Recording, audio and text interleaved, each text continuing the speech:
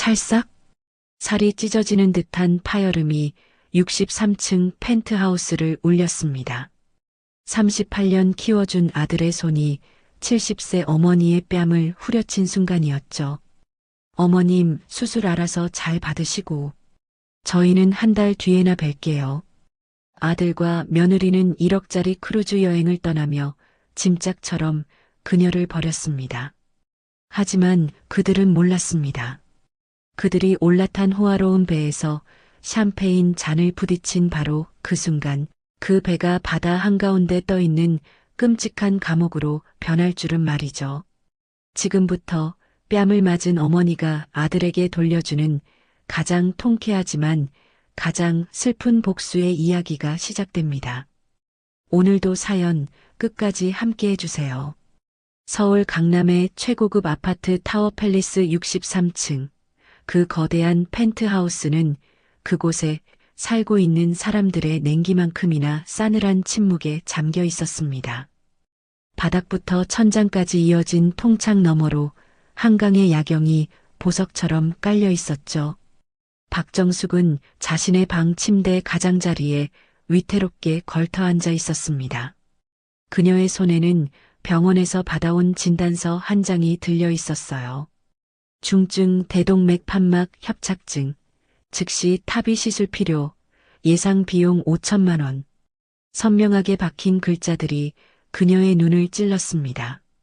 70세의 나이에도 꼿꼿했던 그녀의 어깨가 눈에 띄게 축 처졌죠.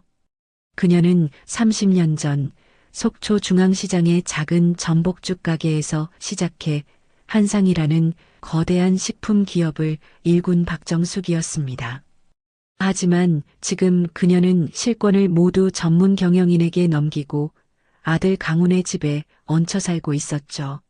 아들 부부의 사치, 회사에서의 갑질로 인해 회장직을 물려줄 수 없다는 박정숙의 오랜 고민 끝의 결정이었습니다. 아들 강훈과 며느리 혜진은 이 결정에 노골적인 불만을 드러냈지만 그녀의 개인 재산이라도 가로채야겠다는 생각에 함께 살자고 했었죠. 하지만 같이 살기 시작한 후로 그녀를 투명인간 취급하기 시작했습니다.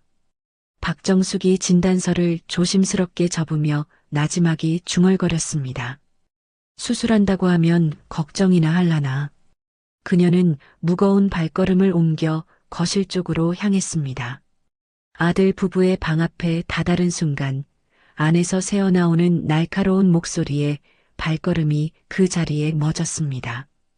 뭐라고? 병원에서 또 전화 왔다고? 아, 짜증나. 혜진의 신경질적인 목소리가 문틈을 비집고 나왔습니다. 박정숙은 자신도 모르게 문에 귀를 더 가까이 댔죠. 심장? 그 늙은이 심장이 뛰든 말든 나랑 무슨 상관이야. 아, 지금 돈이 어딨어. 크루즈 비용 결제해서 돈 없는 거 알잖아. 혜진이 전화기를 침대 위로 집어 던지는 소리가 둔탁하게 들렸습니다. 박정숙의 얼굴이 순식간에 새하얗게 질렸어요. 강훈이 기어들어가는 목소리로 조심스럽게 말했습니다. 그래도 강 원장님이 빨리 수술해야 된다고 하잖아. 그리고 심장 수술인데 여행 가는 것도 좀 그렇고. 이 여행 언제부터 계획했는지 잊었어? 내일 출발인데 무슨 소리 하는 거야. 그리고 어머님 잘못되면? 우리야 좋지. 땡큐지.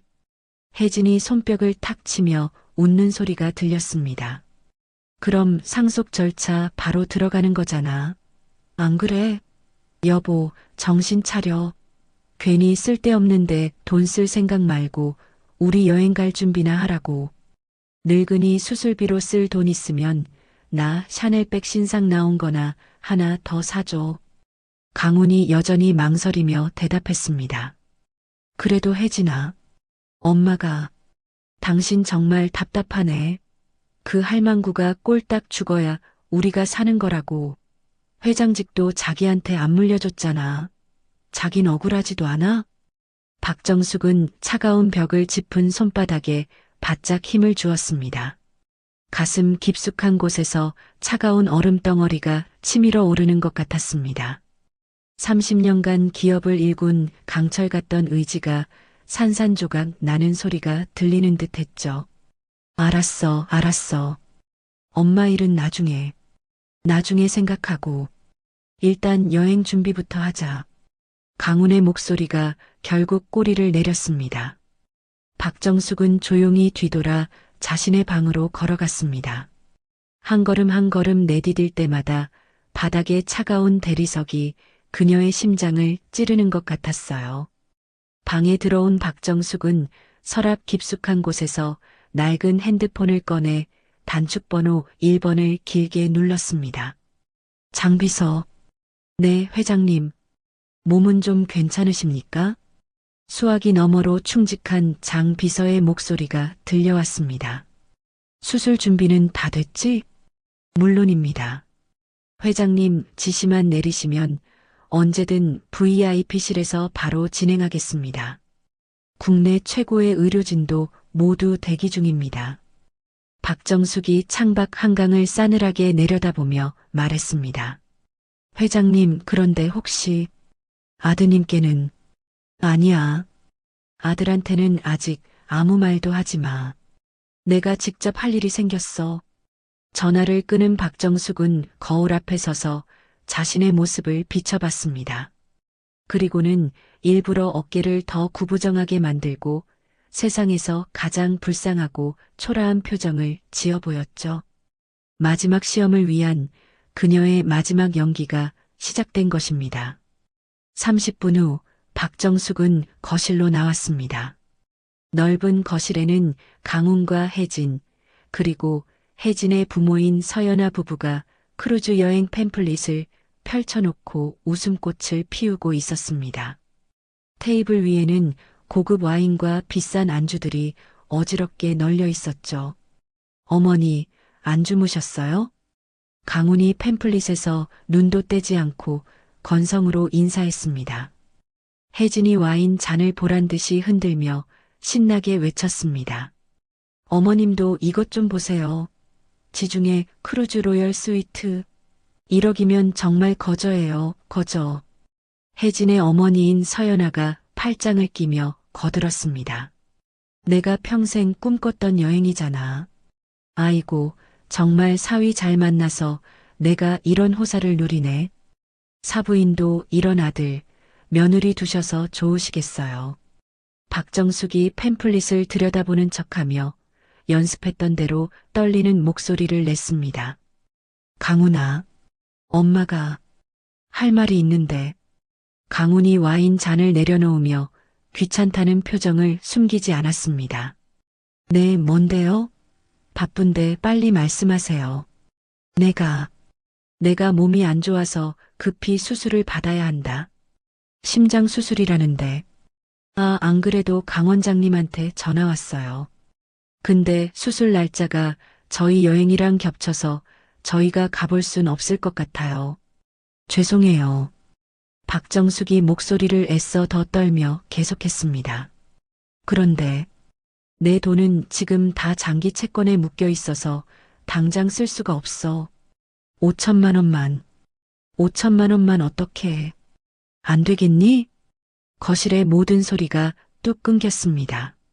와인 잔을 입으로 가져가던 사람들의 동작이 일제히 공중에서 멈췄죠. 그때 혜진이 와인 잔을 탁 소리가 나게 테이블에 내려놓으며 코웃음을 쳤습니다. 어머님, 지금 장난하세요? 저희 집에 얹혀 사시면서 수술비까지요?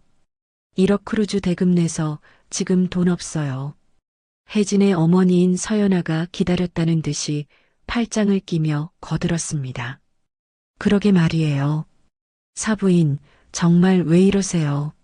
나이값 좀 하시고 우리 혜진이 고생 좀 그만 시키세요. 그러게 그 회사 우리 사위한테 회장직 줬으면 이런 꼴도 안 당하잖아요. 박정숙의 가슴속에서 무언가가 차갑게 그리고 아주 단단하게 얼어붙기 시작했습니다. 사부인에게 나이값 좀 하라는 모욕적인 말을 들은 박정숙의 가슴 깊숙한 곳에서 마지막 남은 희망의 불꽃마저 꺼져가고 있었습니다. 그녀는 이 모든 굴욕을 뼈아프게 참아내며 마지막으로 아들 강훈의 얼굴을 똑바로 쳐다봤습니다. 30년 전 시장 바닥에서 어린 강훈을 등에 업고 뜨거운 불 앞에서 전복죽을 끓이던 그 시절의 기억이 연기처럼 피어올랐죠. 강훈아, 정말 안 되겠니? 박정숙의 목소리에는 70평생 자존심을 버린 어머니로서의 마지막 간절함이 담겨 있었습니다. 강훈은 장인 장모의 따가운 시선에 안절부절 못하며 애꿎은 와인 잔만 만지작거렸습니다. 힐끗 혜진의 얼음장 같은 눈치를 살피고 자신을 빤히 쳐다보는 장모 서연아의 표정을 확인했죠. 어머니, 혜진이 말대로 지금 저희도 여유가 없어요. 강훈이 기어들어가는 목소리로 말했습니다. 그리고 꼭 그렇게 비싼 수술을 지금 당장 하셔야 해요? 어머니 묶여있는 돈 어떻게든 해결해서 하시면 되잖아요.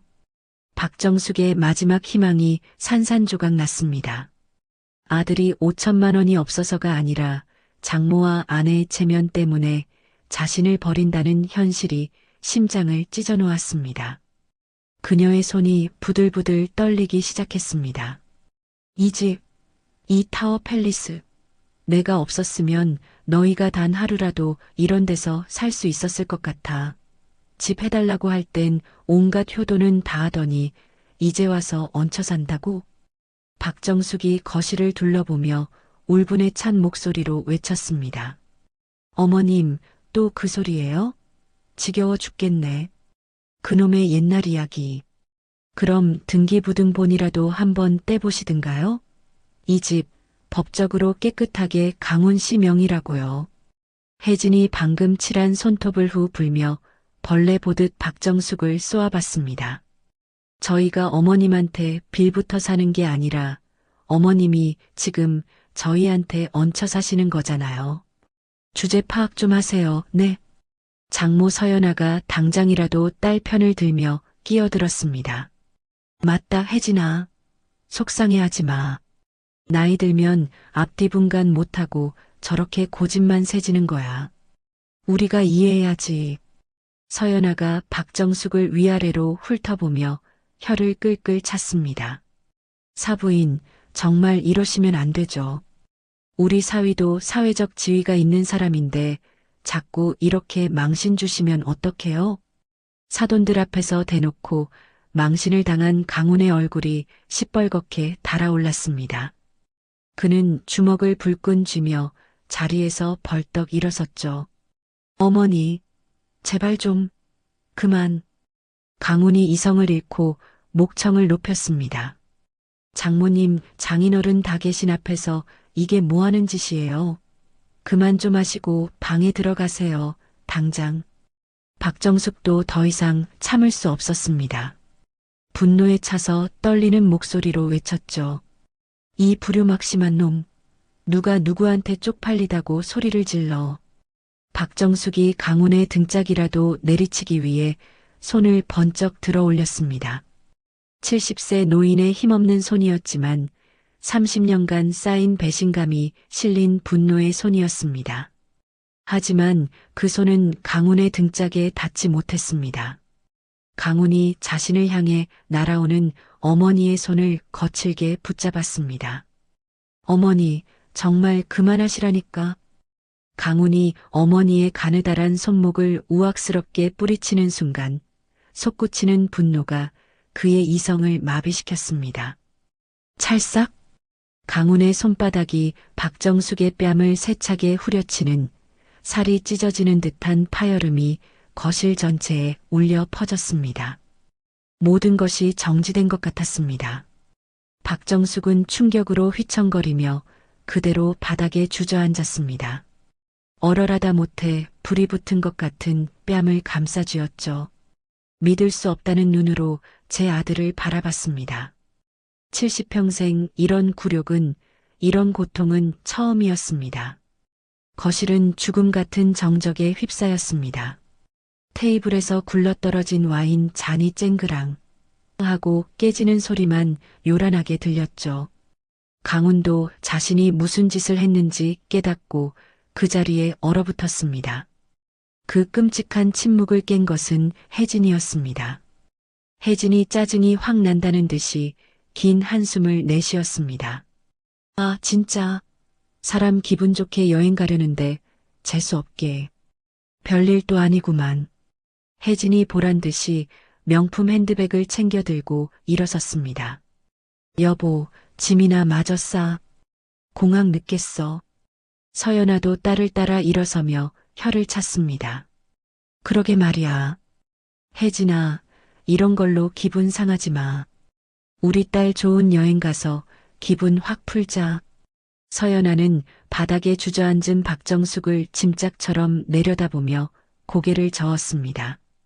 그들은 바닥에 쓰러진 박정숙을 마치 길거리의 장애물인 양휙 피해가며 현관으로 향했습니다. 명품 캐리어 바퀴가 대리석 바닥을 드르륵 긁으며 지나가는 소리가 유난히 차갑게 울렸습니다. 강훈은 캐리어를 끌며 단 한 번도 뒤를 돌아보지 않았습니다. 혜진이 현관에서 립스틱을 고쳐 바르며 마지막 한마디를 쐐기처럼 던졌습니다. 그럼 어머님 수술 알아서 잘 받으시고 저희는 한 달 뒤에나 뵐게요. 목소리에는 일말의 미안함이나 걱정 따위는 전혀 없었죠. 쾅! 현관문이 닫히는 소리가 펜트하우스 전체를 울렸습니다. 완전한 침묵 속에 홀로 남은 박정숙은 한동안 바닥에 그대로 앉아 있었습니다. 뺨의 화끈거림보다 심장을 도려내는 듯한 아픔이 몇십 배는 더 컸습니다. 그때였습니다. 박정숙이 벽을 짚고 천천히 일어섰습니다. 다리가 후들거렸지만 바닥을 내려다보던 그녀의 눈빛은 아까와는 완전히 달라져 있었습니다. 자비로운 어머니의 눈빛은 사라지고 차갑고 냉철한 기업가의 눈빛이 돌아와 있었습니다. 박정숙은 서재로 향했습니다. 서재 책상 서랍 깊숙한 곳에서 폴더폰을 꺼내 단축번호 1번을 길게 눌렀습니다. 장비서. 네, 회장님. 무슨 일이십니까? 수화기 너머로 장성철 비서의 목소리가 즉시 들려왔습니다. 박정숙이 아직도 얼얼한 뺨을 한 손으로 만지며 얼음장처럼 차가운 목소리로 말했습니다. 이 타워 팰리스 30억 채권으로 압류 절차 당장 진행시켜. 네, 회장님, 그게 무슨 말씀이신지. 강훈이가 내 뺨을 쳤어. 박정숙의 목소리에는 어떤 감정도 실려 있지 않았습니다. 30년 전 그놈 사업 말아먹고 사채업자들에게 쫓길 때 내가 갚아준 30억 원 기억하지? 그때 근저당권 설정해둔 거 말이야. 네, 기억합니다. 회장님, 그거 당장 실행해. 임의경매 신청해. 내일 아침 제일 첫 번째 업무로 처리해. 알겠습니다, 회장님. 즉시 법무팀에 지시하겠습니다. 박정숙이 창밖으로 펼쳐진 한강의 야경을 싸늘하게 내려다보며 마지막 명령을 내렸습니다. 그리고 장비서. 강훈이 법인카드로 1억짜리 크루즈 결제했을 거야. 그 카드 당장 정지시켜. 크루즈에서 단돈 10원도 못 쓰게 해. 네, 회장님. 즉시 처리하겠습니다. 전화를 끄는 박정숙은 서재 의자에 깊숙이 몸을 기댔습니다. 뺨의 상처는 아물겠지만 가슴의 상처는 영원히 아물지 않을 것입니다. 하지만 이제 더는 약한 어머니 박정숙은 없었습니다. 한 상을 맨손으로 일궈낸 강철 같은 의지의 박정숙이 진짜 그녀의 모습으로 돌아온 것입니다. 박정숙이 전화를 끊고 채 10분도 되지 않아 타워 팰리스 지하 주차장의 검은색 제네시스 한 대가 타이어 찢어지는 소리를 내며 급하게 미끄러져 들어왔습니다. 기익 하는 날카로운 브레이크 소리가 주차장 전체를 울렸죠. 차에서 내린 장성철 비서는 50대라는 나이가 무색하게 100m 달리기 선수처럼 엘리베이터를 향해 뛰어갔습니다. 63층 버튼을 손가락이 부러져라 연타하며 올라가는 짧은 순간 장 비서의 머릿속에는 30년 전 그날의 기억이 번개처럼 스쳐갔습니다. 속초 중앙시장에서 밥값을 못 내고 도망치려다 붙잡혔던 그 비오는 날. 박정숙이 내어준 뜨끈한 전복죽 한 그릇. 뛰려면 밥은 먹고 뛰어야지. 그 한마디가 그의 인생을 바꿨습니다. 띵! 63층 펜트하우스 현관문이 열리자마자 장 비서는 거실 소파에 망연자실 앉아 있는 박정숙을 발견했습니다. 그리고 그의 눈에 가장 먼저 들어온 것은 박정숙의 붉게 부어오른 왼쪽 뺨이었습니다. 시뻘건 손바닥 자국이 선명하게 남아 있었죠. 회장님, 장 비서가 황급히 달려가 박정숙 앞에 무릎을 꿇다시피 했습니다. 그의 두 손이 분노로 부들부들 떨리고 있었습니다. 30년간 단 한 번도 흐트러진 적 없던 그의 이성이 순간적으로 무너졌습니다. 감히 회장님께. 장 비서의 목소리에는 억누를 수 없는 분노가 섞여 나왔습니다. 그는 당장이라도 현관문 쪽으로 뛰쳐나갈 듯 주먹을 불끈 쥐었습니다. 박정숙이 그런 장 비서의 손을 잡으며 천천히 일어섰습니다. 괜찮다, 장 비서. 이제 모든 게 확실해졌어. 놀랍게도 박정숙의 목소리는 서재에서 통화할 때보다 훨씬 더 평온을 되찾고 있었습니다. 하지만 그 평온함 속에는 만년설 같은 차가운 결의가 숨어 있었죠. 회장님, 병원부터 가셔야 합니다. 시술 준비는 이미 다 마쳤습니다. 장 비서가 박정숙의 팔을 조심스럽게 부축하며 말했습니다. VIP실에 국내 최고의 심장외과 의료진이 대기하고 있습니다.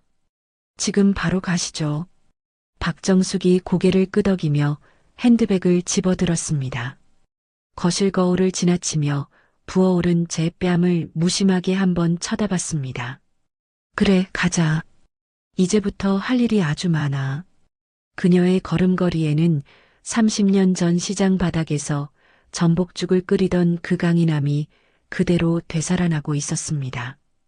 엘리베이터 안에서 장 비서는 휴대폰을 꺼내 빠르게 전화를 걸었습니다. 법무팀장님? 장성철입니다. 장 비서의 목소리가 얼음장처럼 차가워졌습니다. 지금 즉시 근저당권 실행 절차 시작하세요. 타워 팰리스 63층 이강훈 명의 아파트입니다. 30억 원 채권 담보 설정되어 있던 거 기억하시죠? 네, 바로 그겁니다. 임의경매 신청 서류도 같이 준비하세요. 1층에 도착해 병원으로 향하는 차 안. 박정숙이 창밖을 바라보며 조용히 말했습니다. 그놈이 옛날에 IT 바이오 사업한다고 깝죽대다 말아먹은 30억? 그때 근저당 걸어둔 게 이렇게 쓰이는구나. 장 비서가 백미러로 박정숙을 바라보며 대답했습니다. 회장님께서 항상 말씀하셨잖습니까? 믿음에는 담보가 필요하다고요. 그때 회장님의 판단이 옳았습니다. 사람은 절대 변하지 않는다고, 특히 돈 앞에서는 더더욱 그렇다고 하셨죠. 30분 후 서울 강남의 최고급 종합병원 VIP실. 흰색 환자복으로 갈아입은 박정숙의 뺨은 여전히 붓기가 가시지 않았지만 그 눈빛만은 수술실 조명보다 더 날카로워져 있었습니다. 장 비서가 침대 옆 의자에 앉아 태블릿을 보며 차례대로 보고했습니다. 법무팀에서 연락 왔습니다. 근저당권 실행 통지서 발송 준비했고 임의경매 신청 서류는 내일 아침 법원 접수 예정입니다. 박정숙이 침대에서 몸을 반쯤 일으켜 세우며 물었습니다. 강훈이 놈이 법인카드로 크루즈를 결제했지? 얼마짜리야? 장 비서가 태블릿 화면을 터치하며 즉각 확인했습니다. 네, 정확히 1억 1천만 원입니다. 지중해 크루즈 로열 스위트 4인실로 결제되어 있습니다. 장 비서가 화면을 박정숙에게 보여주었습니다. 결제 내역에는 지중해 럭셔리 크루즈 30일 패키지라고 선명하게 적혀 있었습니다. 박정숙의 눈이 차갑게 빛났습니다. 당장 그 카드 분실 신고하고 정지시켜. 박정숙이 이를 악물며 말했습니다. 그리고 내 이름으로 발급된 모든 보조카드, 연결된 계좌 전부 동결시켜. 크루즈에서 단돈 10원도 못 쓰게 만들어. 알겠습니다. 장 비서가 즉시 휴대폰을 들어 카드 회사 VIP 전담 라인에 전화를 걸었습니다. 여보세요? 한상그룹 박정숙 회장 명의 법인카드. 지금 즉시 긴급 정지 요청입니다. 네, 분실 신고로 처리하고 즉시 사용 정지해 주세요. 그리고 그 카드에 연결된 모든 보조 카드도 함께 정지 처리 부탁드립니다. 잠시 후 장 비서가 전화를 끊고 고개를 숙였습니다. 처리되었습니다, 회장님. 지금 이 순간부터 선상에서 쓸 수 있는 돈은 한 푼도 없습니다. 확인해 보니 크루즈는 이미 2시간 전 출항했습니다. 한 달 동안 지중해를 돌며 이탈리아, 그리스, 스페인을 거치는 코스입니다. 그때 흰색 가운을 입은 간호사가 들어와 정중하게 말했습니다. 회장님, TAVI 시술 준비 완료되었습니다. 수술실로 모시겠습니다. 박정숙이 침대에서 내려와 수술실로 향하는 이동 침대에 올랐습니다. 수술실로 향하는 복도, 천장의 형광등이 빠르게 스쳐 지나갔습니다. 박정숙이 옆에서 함께 걷는 장 비서에게 말했죠. 장 비서, 경매 날짜 잡히면 바로 알려줘. 네, 회장님. 즉시 보고하겠습니다. 박정숙이 수술실 문 앞에서 걸음을 멈추고 뒤돌아 장 비서를 바라봤습니다. 내 집은 내가 다시 사와야지. 장 비서의 눈가에 뜨거운 것이 맺혔습니다. 회장님이 계셔서 제가 있는 겁니다. 걱정 마시고 수술 잘 받으십시오. 나머지는 제가 전부 처리하겠습니다. 장 비서가 90도로 허리를 숙여 인사했습니다. 수술실 문이 천천히 닫히고 수술 중이라는 붉은 등이 켜졌습니다. 장 비서는 복도 의자에 앉아 태블릿을 열었습니다. 그의 손가락이 바쁘게 화면을 터치하며 여러 부서에 긴급 지시를 내리기 시작했습니다. 법무팀, 회계팀, 총무팀, 전원 비상복도에 그의 차가운 목소리만이 메아리 쳤습니다. 박정숙이 수술 중 불이 켜진 수술실로 들어간 바로 그 시각. 지중해의 푸른 바다 위를 미끄러져가는 거대한 크루즈선 오션 드리모의 로열 스위트룸에서는 샴페인 터지는 소리가 요란하게 울려 퍼졌습니다. 이강훈, 윤혜진, 그리고 혜진의 부모인 서연아 부부가 200평 규모의 개인 수영장까지 딸린 넓은 발코니에서 지중해의 석양을 바라보며 건배를 했습니다. 정말 최고야. 이래서 다들 로열 스위트 하는구나. 혜진이 샴페인 잔을 높이 들고 환호성을 질렀죠. 서연아가 그런 딸의 어깨를 감싸며 거들었습니다. 우리 혜진이 남편 하나는 정말 잘 뒀네. 이게 웬 떡이야. 강훈이 발코니 난간에 기대어 으쓱했습니다. 하하, 장모님. 1억 1천만 원, 그만한 값어치는 하네요. 돈은 역시 이렇게 써야 제맛이죠. 첫 이틀간 그들은 말 그대로 돈을 물쓰듯 했습니다. 미슐랭 3스타 셰프가 운영하는 최고급 레스토랑에서 식사하고 선상 카지노에서 수백만 원을 잃어도 그저 즐거웠죠. 혜진의 아버지가 시가를 뻐끔거리며 만족스럽게 말했습니다. 이서방 덕분에 늙은 나이에 이런 호사를 누려보네. 정말 고맙소. 여행 3일차 아침 혜진은 선상 면세점에서 그야말로 눈이 뒤집혔습니다. 에르메스 캘리백 한정판 가격표에 700만 원이 떡하니 붙어 있었죠. 어머 여보, 이거 완전 미쳤어. 한국에선 돈 줘도 못 구하는 거라고. 혜진이 가방을 끌어안고 거울 앞에서 방방 뛰었습니다. 강훈 씨, 나 이거 사줘. 네, 사줄 거지? 우리 엄마 아빠도 보고 있잖아. 강훈이 700만 원이라는 가격표를 보고 잠시 흠칫했지만 장인 장모가 빤히 쳐다보는 앞에서 체면을 구길 순 없었습니다. 그럼 사야지. 까짓것 700이 대수야? 어차피 우리 법인카드인데 긁어. 혜진이 의기양양하게 카운터로 가방을 가져갔습니다. 직원이 정중하게 카드 단말기를 내밀었죠. 700만 원 결제입니다. 카드를 넣어주세요. 혜진이 자신있게 강훈의 카드를 단말기에 꽂았습니다. 몇 초 후 단말기에서 경쾌한 거절 신호음이 울렸습니다. 삑, 삑, 삑, 승인 거절. 이상하네요. 다시 해보세요. 혜진의 얼굴이 순간 굳었습니다. 직원이 다시 시도했지만 결과는 같았죠. 죄송합니다, 고객님. 한도 초과. 아니, 아예 정지된 카드라고 나옵니다. 강훈이 당황하며 지갑에서 다른 카드를 꺼냈습니다. 이걸로 해보세요. VVIP 카드란 말입니다. 삑, 삑, 승인 거절. 그럼, 이 카드로 해주세요. 삑, 승인 거절. 강훈의 지갑에 있던 카드 5장이 차례대로 승인 거절 딱지를 맞았습니다. 면세점에 있던 다른 승객들의 시선이 수군거리며 그들에게 쏠리기 시작했습니다. 뭐가 문제야? 어제 카지노에서도 멀쩡히 잘 긁혔는데. 강훈이 당황해서 소리를 질렀습니다. 이때 크루즈의 고객 서비스 매니저가 깔끔한 유니폼 차림으로 정중하지만 싸늘한 표정을 지으며 다가왔습니다. 실례합니다. 이강훈 고객님.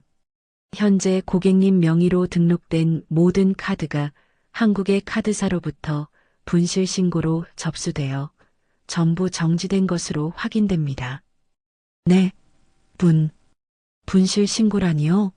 누가요? 강훈의 얼굴이 창백해졌습니다. 매니저가 태블릿을 보며 단호하게 말했습니다. 혜진이 믿을 수 없다는 듯 소리쳤습니다. 말도 안 돼. 우리 방 로열 스위트예요. 1억이 넘는 방이라고요. 매니저가 고개를 저었습니다. 죄송하지만 숙박비는 이미 선결제되어 객실 이용에는 문제 없습니다.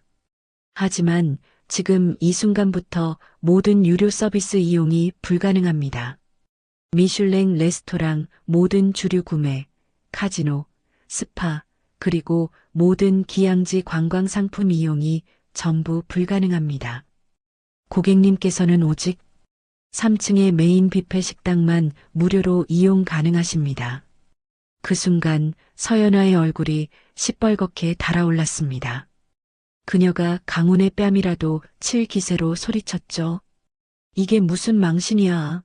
이 서방, 지금 돈도 한 푼 없이 바다 한가운데 감옥에다 가둔 거야. 그렇게 돈 가져오지 말라고 떵떵거리더니. 서연아의 앙칼진 목소리가 면세점 전체에 울려 퍼졌습니다. 그날 저녁 로열 스위트룸의 분위기는 그야말로 장례식장이었습니다. 화려한 샴페인 대신 객실에서 제공하는 무료 생수만 들이켜야 했죠. 저녁 식사를 위해 그들은 창피함을 무릅쓰고 일반 승객들과 함께 3층 뷔페 식당으로 향했습니다. 혜진이 음식을 보며 투덜거렸습니다. 진짜 짜증나. 이런 싸구려 음식을 어떻게 먹어? 저것들 다 우리 쳐다보는 것 좀 봐.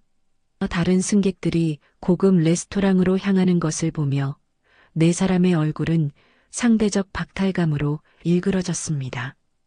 강훈은 미친 듯이 어머니에게 전화를 걸었습니다. 하지만 박정숙의 휴대폰은 계속 꺼져 있었습니다. 마침내 장 비서에게 연결되었을 때 돌아오는 대답은 얼음장 같았죠. 회의 중이십니다. 장 비서님, 저 이강훈인데요. 지금 카드가 갑자기 정지돼서 죄송합니다만 회장님께서 당분간 그 누구의 전화도 받지 말라고 하셨습니다. 특히 아드님 전화는 절대 연결하지 말라고 하셨습니다. 딸깍. 첫 기항지인 이탈리아 나폴리에 도착했을 때 다른 승객들은 모두 관광버스를 타고 폼페이 유적지 투어를 떠났습니다. 하지만 강훈 일행은 선상에 남아 있어야 했죠. 투어비를 낼 돈이 한 푼도 없었기 때문입니다. 서연아가 발코니에서 관광버스들을 바라보며 우라통을 터뜨렸습니다. 이런 창피한 일이 어디 있어. 돈 때문에 배에서 내리지도 못하다니. 이서방, 당장 한국으로 돌아가 배 돌리라고 해. 강훈도 폭발했습니다. 장모님, 제가 돌리고 싶다고 이게 돌아가집니까? 혜진이 울부짖었습니다. 다 당신 때문이야. 당신 엄마 하나 제대로 컨트롤 못해서 우리까지 이 망신을 당하잖아. 지옥 같은 한 달이었습니다. 다른 승객들이 와인을 마시며 우아하게 파티를 즐길 때 그들은 구석진 뷔페 테이블에서 초라하게 식사했습니다. 선상 카지노의 화려한 불빛은 창문 너머로만 바라봐야 했죠. 혜진과 강훈은 서로를 탓하며 매일같이 싸웠고 서연아 부부는 아예 강훈과 말도 섞지 않았습니다. 한 달 후 인천공항에 도착한 그들의 모습은 참담했습니다. 출국할 때의 화려함은 온데간데없고 한 달간의 스트레스와 다툼으로 모두 초췌하기 짝이 없었죠. 공항 로비에서 서연아가 강훈에게 캐리어를 집어 던지듯 말했습니다. 아주 길이길이 기억에 남을 여행 선물해줘서 고맙네, 이서방. 혜진은 씩씩거리며 캐리어를 끌고 뒤도 돌아보지 않고 가버렸습니다. 홀로 남은 강훈이 넋나간 사람처럼 중얼거렸습니다. 괜찮아. 집에 가서 엄마한테 무릎 꿇고 싹싹 빌면 다 해결될 거야. 강훈은 택시를 타고 타워 팰리스로 향했습니다. 하지만 로비에 들어선 순간 강훈의 발걸음이 그 자리에 멈췄습니다. 자신의 집 현관문에 시뻘건 딱지가 덕지덕지 붙어 있는 것이 보였습니다. 법원 압류 경고장 유체동산. 강훈이 떨리는 손으로 우편함을 열었습니다. 그 안에서 편지 한 통이 툭 떨어졌습니다. 부동산 임의경매 개시 결정 통지서. 강훈의 다리에서 힘이 빠지며 그 자리에 주저앉았습니다. 한 달간의 지옥 같은 여행이 끝이 아니었습니다. 진짜 지옥은 이제 막 시작된 것이었죠. 강훈이 마주한 그 시뻘건 압류 경고장과 부동산 임의경매 통지서. 그가 그토록 당연하게 여겼던 모든 부의 시작은 30년 전 속초 중앙시장의 후미진 골목에서 피어오르던 뜨거운 김이었습니다. 새벽 4시 시장 한쪽 구석의 작은 가게 한상죽집에서는 이미 분주한 하루가 시작되고 있었죠. 가게 안쪽 좁은 방에서 어린 강훈이 새근새근 잠든 사이 30대의 젊은 박정숙은 펄펄 끓는 솥단지 앞에서 긴 나무 주걱으로 전복죽을 젓고 있었습니다. 갓살만엔 전복 내장과 쌀이 볶아지는 고소한 향이 가게 전체를 감쌌습니다. 박정숙이 좁은 방으로 들어가 어린 강훈을 업고 나왔습니다. 강훈아, 일어나야지. 엄마가 밥 해줄게. 박정숙이 높은 의자에 아들을 앉히고 작은 그릇에 전복죽을 덜어 식혔습니다. 강훈이 눈을 비비며 투정했습니다. 엄마, 죽 먹기 싫어. 맨날 죽이야. 그래도 먹어야 쑥쑥 크지. 우리 강훈이가 이 다음에 큰 사람 되려면 엄마 죽 많이 먹어야 해. 박정숙이 웃으며 아들에게 죽을 떠먹였습니다. 그녀의 한상죽집은 신선한 전복 내장과 쌀을 참기름에 달달 볶아 끓여내는 비법 덕분에 속초에서 모르는 사람이 없는 맛집이었습니다. 사장님, 전복죽 하나. 여기 특전복죽 둘이요. 얼른. 오전 내내 주문이 쏟아졌고 박정숙은 혼자서 주문받고 죽 끓이고 설거지까지 모든 일을 해냈습니다. 어느 비오는 가을날 오후 가게가 한적해진 시간이었습니다. 박정숙이 솥을 닦고 있을 때 밖에서 요란한 소리가 들렸습니다. 야, 너 거기 안 서. 돈도 안 내고 어딜 도망가. 근처 국수집 아저씨가 깡마른 고등학생 하나를 쫓아오고 있었습니다. 흠뻑 젖은 교복을 입은 학생은 맨발로 뛰어오다 박정숙의 가게 앞에서 그대로 넘어졌죠. 이 녀석이 밥값 3,000원도 안 내고 도망치려 해. 국수집 아저씨가 숨을 헐떡이며 학생의 팔을 잡아챘습니다. 박정숙이 앞치마에 손을 닦으며 밖으로 나왔습니다. 바닥에 넘어진 학생은 굶주림에 새까맣게 마른 얼굴이었어요. 아저씨, 얼마예요? 3,000원인데 이놈이 글쎄. 제가 대신 드릴게요. 내 상처 덧나겠네. 박정숙이 주머니에서 꼬깃꼬깃한 돈을 꺼내 건넸습니다. 국수집 아저씨가 돈을 받고 툴툴거리며 돌아갔죠. 박정숙은 바닥에 주저앉아 있는 학생, 장성철에게 다가갔습니다. 일어나. 무릎 다 까졌네. 뛰려면 밥은 먹고 뛰어야지. 박정숙이 장성철의 팔을 잡아 일으켜 가게 안으로 이끌었습니다. 앉아. 전복죽 한 그릇 끓여줄게. 저는 돈이 없는데요. 장성철이 떨리는 목소리로 말했습니다. 누가 돈 달라고 했어? 배고프면 먹어야지, 학생은. 박정숙이 가장 큰 솥에서 전복살이 가득 든 특전복죽을 푸짐하게 퍼 담아 내주었습니다. 장성철이 첫 수저를 뜨는 순간 눈물이 밥 위로 뚝뚝 떨어졌습니다. 며칠을 굶었던 배에 따뜻한 죽이 들어가자 온몸에 피가 도는 기분이었습니다. 천천히 먹어. 체하겠다. 많이 배고팠구나. 감사합니다. 정말 감사합니다. 장성철이 눈물을 닦으며 말했습니다. 부모님은 없습니다. 작년에 교통사고로 두 분 다. 그럼 혼자 살아? 어디서? 고시원에서. 아르바이트 하면서 공부하는데 요즘 일이 없어서 박정숙의 마음이 아팠습니다. 자신도 남편을 잃고 혼자 아이를 키우는 처지라 그 심정이 오죽했을까요? 그럼 우리 가게에서 일할래? 설거지하고 홀 정리하는 일인데. 그리고 밥은 삼시세끼 여기서 해결하고. 장성철의 눈이 커졌습니다. 네, 정말요? 네, 뭐든지 다 하겠습니다. 감사합니다. 그날부터 장성철은 박정숙의 가게에서 일했습니다.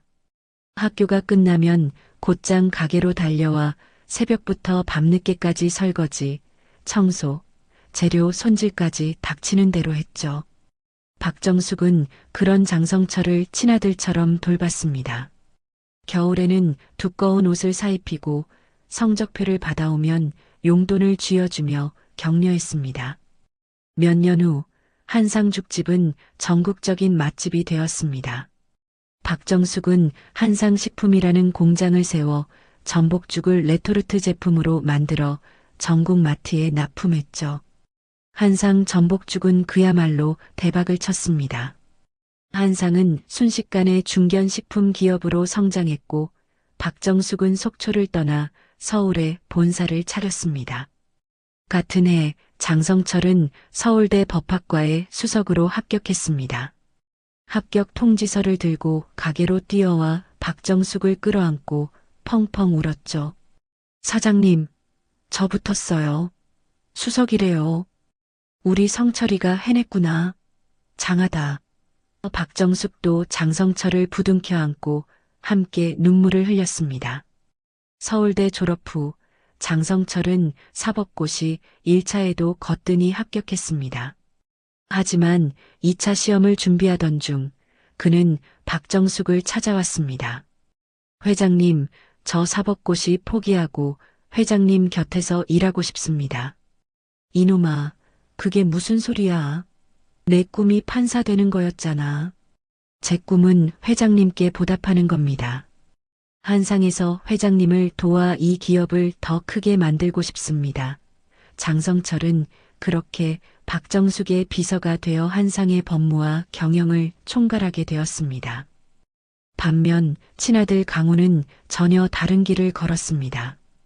어릴 때부터 어머니의 비린내 나는 죽 가게를 창피해했습니다.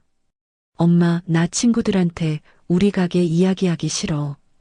다른 애들 아빠는 다 회사원인데 우리는 왜 음식점이야? 박정숙이 성공한 후에도 강훈의 삐뚤어진 생각은 변하지 않았습니다. 유학을 보내달라 떼를 써서 다녀오더니 일할 생각은 안 하고 허황된 사업 아이템만 찾아다녔죠. 엄마, 요즘 시대에 죽 같은 구식 사업이 언제까지 갈 것 같아요? 이젠 IT, 바이오라고요. 네가 먹고 자란 게 그 구식죽이야. 이놈아 하지만 강우는 30년 전 어머니가 맨손으로 일군 그 가게의 땀과 눈물 그리고 그 따뜻한 온기를 전혀 이해하지 못했습니다. 그렇게 30년 전 어머니가 맨손으로 일군 가게의 땀과 눈물을 이해하지 못했던 강우는 5년 전 자신이 무슨 짓을 저질렀는지도 까맣게 잊고 있었습니다. 강훈이 지옥의 나락으로 떨어진 그 모든 일의 시작은 바로 5년 전 그가 한 여자를 데리고 오면서부터였죠. 어머니, 저 결혼하려고요. 명품 정장을 빼입은 강훈이 잔뜩 들뜬 표정으로 회장실 문을 박차고 들어왔습니다. 창밖을 바라보고 서 있던 박정숙이 천천히 돌아봤습니다. 누구랑? 윤혜진이라고 하는 여자예요. 아, 정말 끝내주게 예쁘고 똑똑해요. 강훈이 스마트폰을 꺼내 사진을 보여줬습니다. 화면 속 여성은 화려하게 아름다웠지만 박정숙의 날카로운 눈에는 다른 것이 보였습니다. 집안은? 아버님이 중소기업 운영하시고 어머니는 전업주부세요. 아주 화목해요. 중소기업이라니. 구체적으로 뭘 하는 회사인데 박정숙의 목소리가 한 톤 낮아졌습니다. 강훈이 잠깐 머뭇거렸습니다. 그게 뭐? 요즘 경기가 다 그렇잖아요. 조금 어렵다고는 하네요. 박정숙의 표정이 싸늘하게 굳었습니다. 일주일 후 박정숙은 혜진을 직접 만났습니다. 강남의 최고급 호텔 라운지. 약속 장소에 나타난 혜진은 머리부터 발끝까지 누가 봐도 비싼 명품으로 휘감고 있었죠. 안녕하세요, 어머님. 윤혜진입니다. 말씀 많이 들었어요.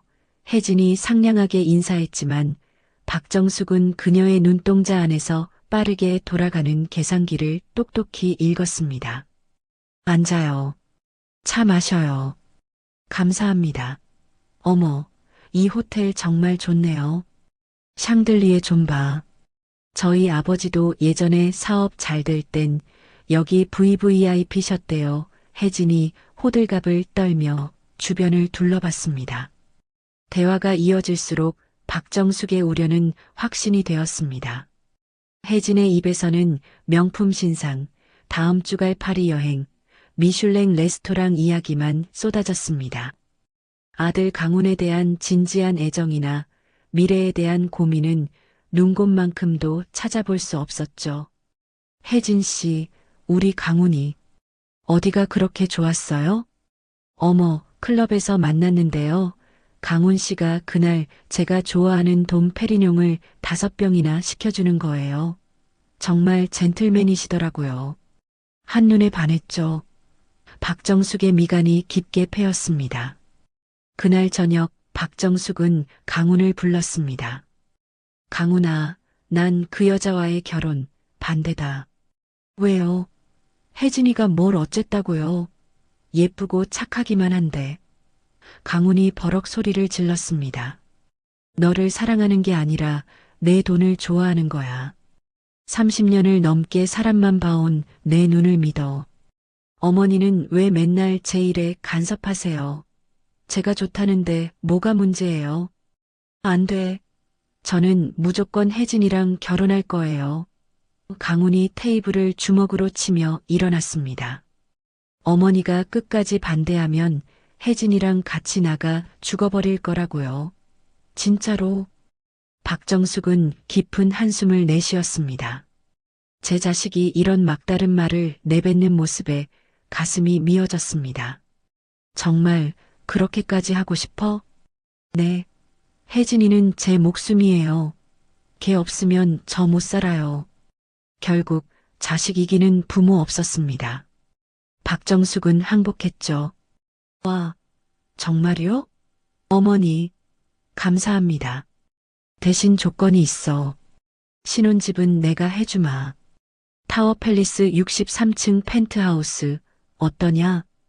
박정숙은 그 자리에서 현금 30억을 주고 타워팰리스를 강훈의 명의로 사주었습니다. 하지만 박정숙의 우려는 2년 만에 끔찍한 현실이 되었습니다.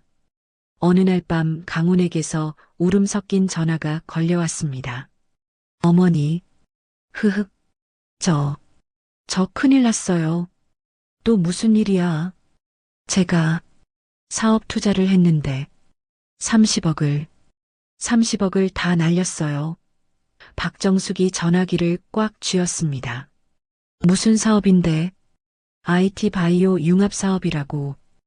혜진이 아버지가 이거 하나면 대박 난다고 소개해 준 건데. 그게 사기였어요. 그래서 그 30억은 어디서 났어?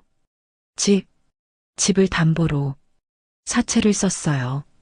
어머니, 지금 그놈들이 문 부순다고 집에 와서 난리예요.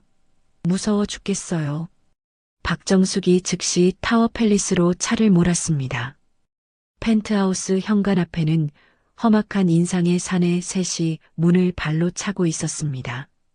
강훈과 혜진은 거실 구석에서 부들부들 떨고 있었죠.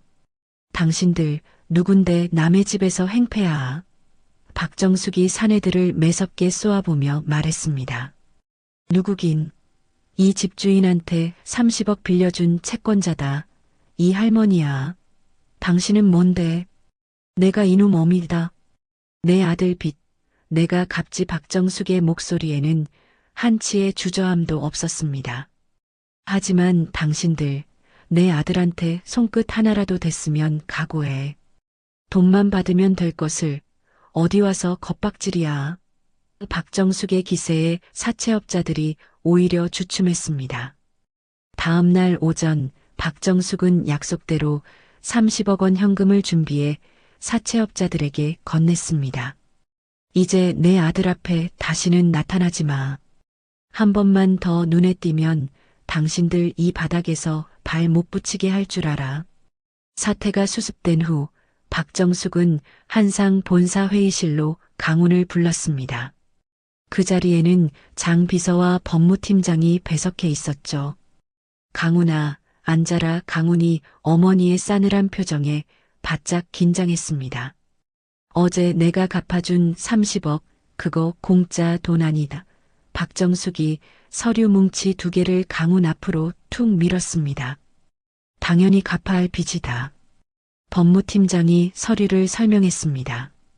이것은 30억 원 정식 금전 소비 대차 계약서이고 이것은 근저당권 설정 계약서입니다. 박정숙이 차갑게 덧붙였습니다. 담보는 네가 살고 있는 그 타워팰리스야. 내가 사준 그 집. 강훈의 얼굴이 하얗게 질렸습니다. 어머니, 꼭 이렇게까지 하셔야 해요? 싫으면 지금 당장 30억 현금으로 갚아. 박정숙의 목소리에는 자비가 없었습니다. 강훈은 사채업자들에게서 벗어났다는 안도감에 더 이상 따질 힘도 없었습니다. 아니에요. 갚아야죠. 당연히 갚아야죠, 어머니. 아이고, 구해주셔서 감사합니다. 강훈은 서류 내용은 읽어보지도 않고 닥치는 대로 서명했습니다. 회의실을 나가는 강훈의 가벼운 뒷모습을 보며 박정숙이 장 비서에게 조용히 말했습니다. 이 근저당권 서류, 내 개인 금고에 잘 보관해둬. 언젠가 아주 요긴하게 쓸 날이 올 거야. 네, 회장님. 그날부터 강우는 30억의 빚을 까맣게 잊고 살았습니다. 박정숙에게는 아들을 제어할 마지막 안전장치였지만 강훈에게는 그저 잊혀진 서류 조각일 뿐이었죠. 그리고 5년이 지난 지금 마침내 그 서류가 잠에서 깨어날 시간이 온 것입니다. 5년 전 아들의 빚 30억을 대신 갚아주며 설정했던 그 서류. 박정숙의 마지막 안전장치였던 그 근저당권은 수년간 회장 개인 금고에서 잠자고 있었습니다. 그리고 마침내 그 서류를 깨운 사건은 1개월 전 한 병원에서 시작되었죠. VIP 진료실, 박정숙은 심전도 검사 결과를 든 의사의 심각한 표정을 묵묵히 바라보고 있었습니다. 회장님, 중증 대동맥 판막 협착증입니다. 판막이 거의 닫혀서 피가 제대로 돌지 못하고 있습니다. 상당히 진행된 상태예요. 시간이 얼마나 남았나요? 박정숙의 목소리가 처음으로 작게 떨렸습니다. 지금 당장 돌아가신다는 건 아닙니다. 하지만 언제 심장이 멎을지 모르는 시한폭탄을 안고 계신 겁니다. 빠른 시일 내에 타비 시술이 필요합니다. 병원을 나온 박정숙은 한강변 벤치에 홀로 앉아 오랫동안 생각에 잠겼습니다. 70년을 강철처럼 살아왔지만 죽음이라는 단어가 이렇게 가깝게 느껴진 것은 처음이었죠. 그날 저녁 한상 본사 회장실. 장비서, 김철수 사장 영입건 어떻게 됐어? 네, 회장님. 저희 제안을 최종 수락했습니다. 언제든 투입 가능합니다. 장 비서가 보고했습니다. 박정숙이 고개를 끄덕였습니다. 그럼 다음 주 이사회에서 바로 발표하자. 나는 오늘부로 명예회장으로 물러날 거야. 모든 경영권은 김 사장에게 이양한다. 장 비서가 화들짝 놀랐습니다. 회장님, 갑자기 그게 무슨 말씀이십니까? 아직 정정하신데. 강훈이 그 녀석한테는 죽어도 회사 못 물려줘. 그놈은 한상을 이끌 깜냥이 못 돼 박정숙의 결정은 단호했습니다. 일주일 후 한상 이사회에서 그야말로 폭탄 선언이 터졌습니다. 박정숙이 경영 일선에서 완전히 물러난다는 소식이었죠. 그날 저녁 예상대로 강훈이 분노에 차서 회장실 문을 박차고 뛰어들어왔습니다. 혜진도 그 뒤를 따랐습니다. 어머니, 이게 도대체 무슨 일이에요? 왜 갑자기 회사를 생판 남한테 넘겨요? 저한테는 말 한마디 없이. 강훈의 얼굴이 시뻘겋게 달아올라 있었습니다. 준비가 되면 언젠가는 네가 맡게 될 거다. 준비가 안 됐다고요? 제가 어딜 봐서 준비가 안 됐어요. 저도 미국에서 대학물 먹고 사업 경험도 다 있는데. 혜진이 옆에서 불난 집에 부채질하듯 거들었습니다. 어머님, 정말 너무하세요. 강훈 씨가 이 한상의 유일한 후계자인데 어떻게 굴러온 돌한테 회사를 넘겨요? 박정숙이 차가운 눈으로 혜진을 쏘아봤습니다. 혜진아, 이건 우리 한상의 경영권 문제다. 네가 끼어들 일이 아니야. 어머님, 저희가 가족인데 어떻게 안 끼어들어요. 회사가 남의 손에 꼴딱 넘어가면 저희 앞날은 어떡하라고요. 혜진이 본심을 숨기지 않고 악을 썼습니다. 며칠 후 혜진이 이번에는 가면 같은 미소를 띠고 박정숙을 찾아왔습니다. 어머님, 제가 곰곰이 생각해 보니까 저희가 그동안 너무 무심했던 것 같아요. 무슨 소리야? 아니, 어머님 연세도 있으시고 이제 일도 그만두셨는데 혼자 계시면 얼마나 외로우시겠어요. 저희 집으로 이사 오세요. 저희가 모실게요. 네. 저희가 아들 며느리 노릇 효도 실컷 하게 해주세요. 혜진의 목소리에는 꿀이 뚝뚝 떨어졌습니다. 박정숙은 그 가식적인 미소 뒤에 숨은 검은 속내를 단박에 꿰뚫어 봤습니다. 경영권을 놓쳤으니 이제 자신의 남은 개인 재산이라도 통제하려는 신보가 뻔히 보였죠. 그날 밤 박정숙은 장 비서와 긴밀히 대화를 나눴습니다. 회장님, 절대 안 됩니다. 그 며느리의 본성을 누구보다 잘 아시지 않습니까? 장 비서가 강력하게 만류했습니다. 알아, 나도. 하지만 장 비서, 내 아들이 정말 짐승이 다 된 건지 아니면 아직 사람의 마음이 한 조각이라도 남아있는지 내 눈으로 마지막 확인을 해야겠어. 박정숙의 결심은 확고했습니다. 이것은 그녀 인생의 마지막 시험이었습니다. 박정숙은 치밀하게 계획을 세웠습니다. 모든 개인 재산을 한상재단에 기부하는 형식으로 넘기거나 30년 만기 장기 채권으로 묶어버렸습니다. 겉으로 보기에는 당장 현금화할 수 있는 돈이 한 푼도 없는 것처럼 완벽하게 꾸몄죠. 타워 팰리스로 이사 가던 날, 박정숙은 낡은 가방 하나에 옷 몇 벌만 들고 갔습니다.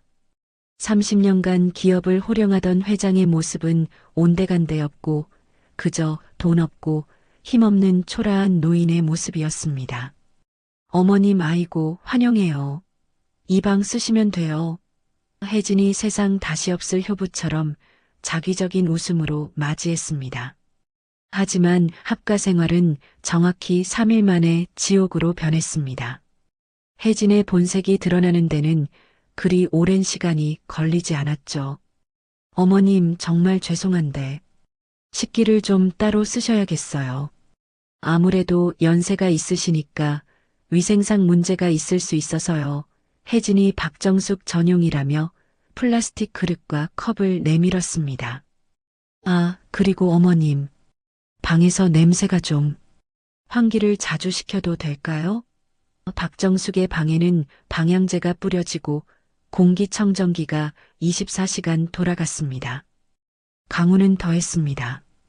어머니가 거실에 앉아 있어도 마치 투명인간 취급을 했습니다.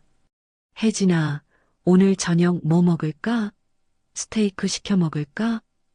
어머니가 바로 옆에 있는데도 혜진하고만 대화했습니다. 강훈아, 저녁은 박정숙이 물으면 건성으로 대답했죠. 아, 어머니는 알아서 챙겨 드세요. 박정숙은 그 비싼 펜트하우스에서 매일 혼자 컵라면을 끓여 먹었습니다. 그렇게 한 달이 지났을 때 병원에서 연락이 왔습니다.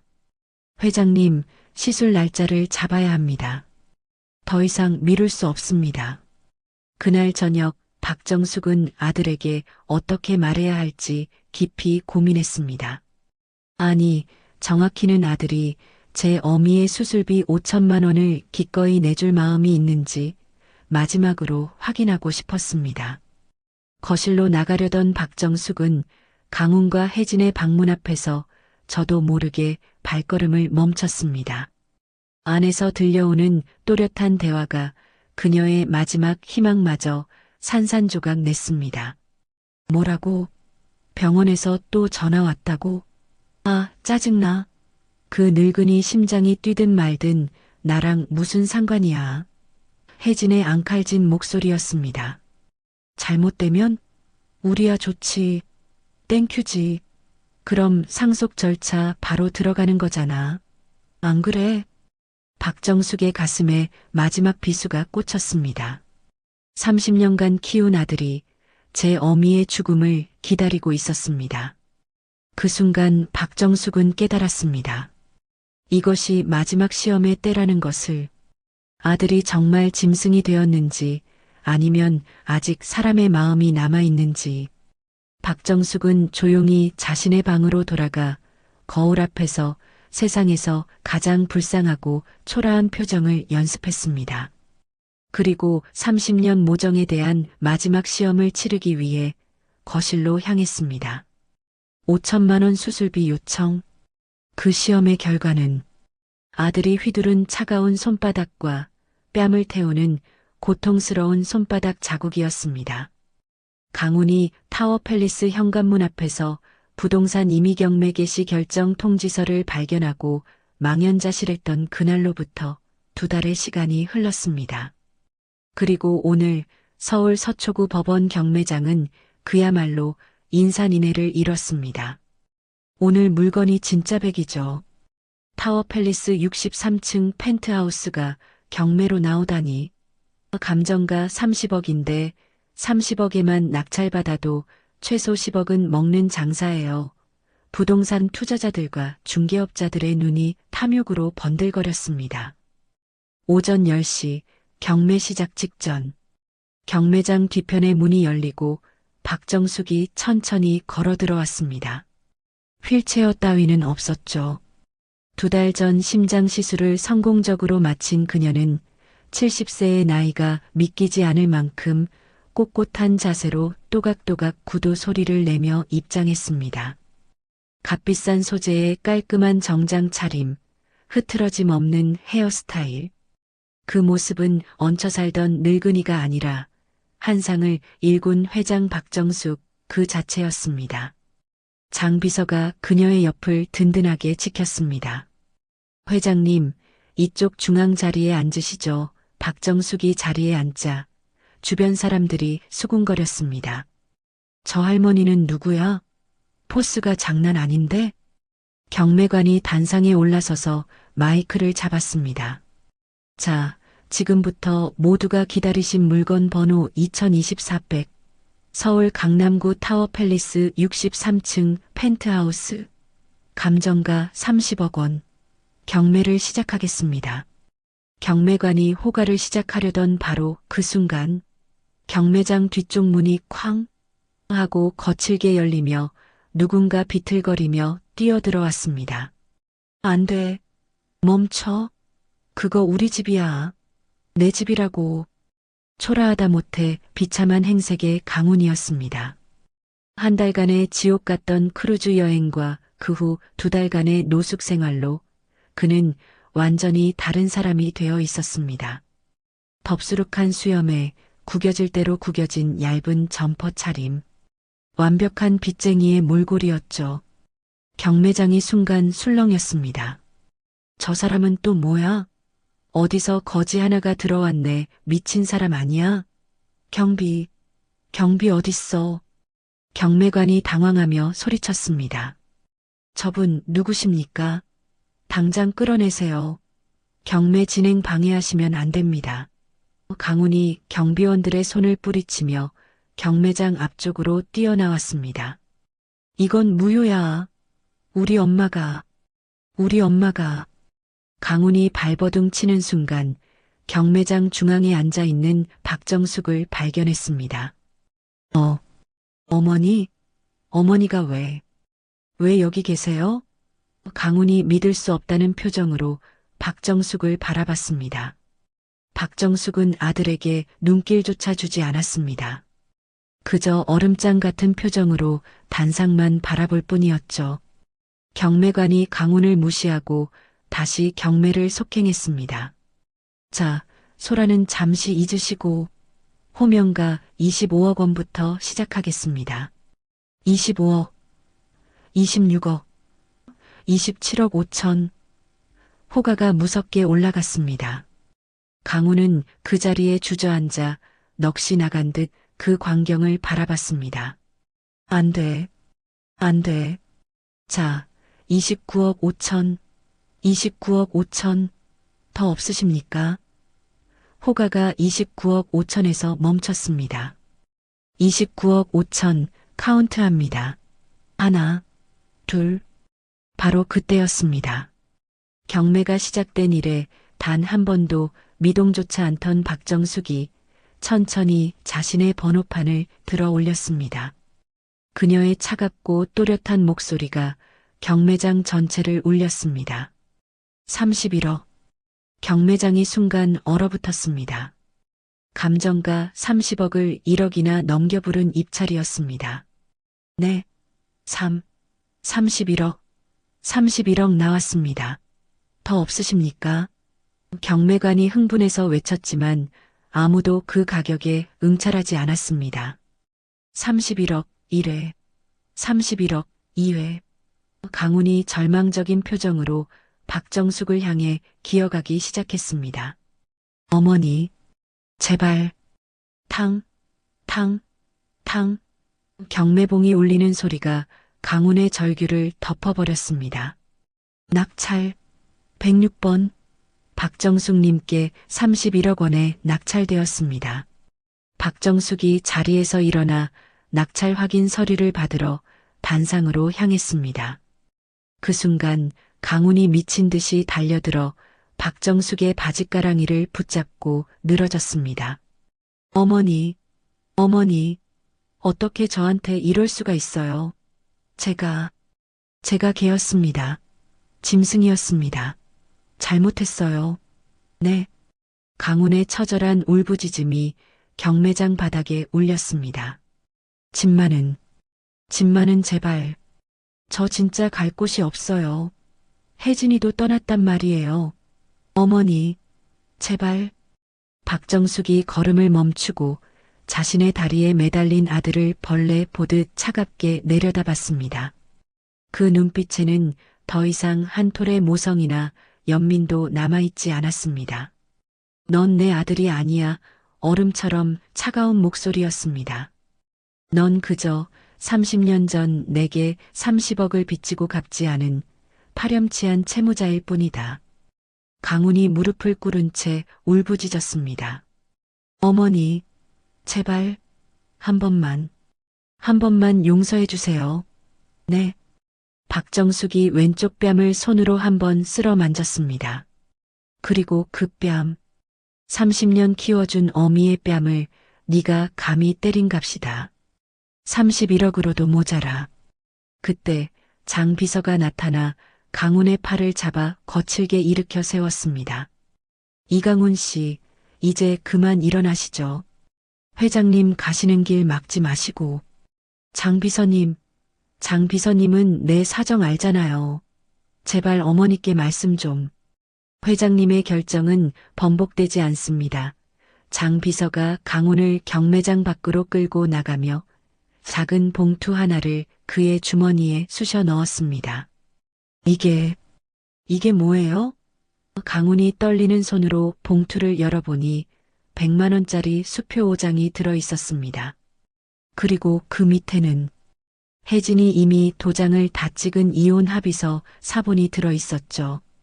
윤혜진 씨는 크루즈에서 돌아온 다음 날 바로 이혼 서류를 들고 저를 찾아왔더군요. 재산 분할은 일절 포기하고 위자료도 안 받을 테니 이강훈 씨와는 연을 끊게만 해달라고요. 장 비서가 무표정하게 말했습니다. 강훈의 얼굴이 흙빛으로 변했습니다. 이 500만 원은 뭡니까? 회장님의 마지막 자비입니다.